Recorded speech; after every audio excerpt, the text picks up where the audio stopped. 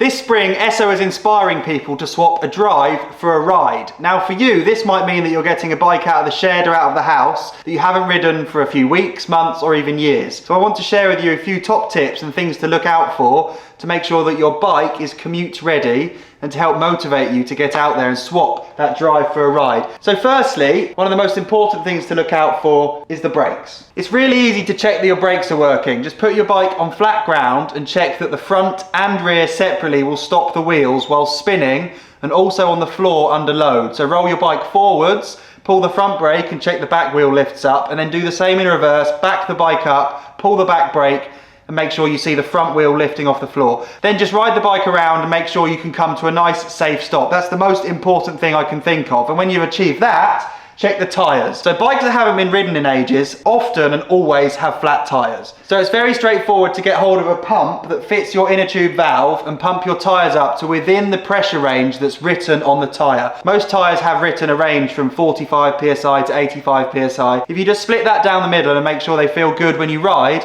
that's what I'd say and suggest for those at home who aren't experts. Another very straightforward thing to look out for is to ensure that your chain on your bike isn't too dry. And it's really easy to lubricate or oil a chain. You just drip the oil onto the underside of the chain links as you pedal the bike backwards, pedal the cranks round backwards, and you can cover the whole chain.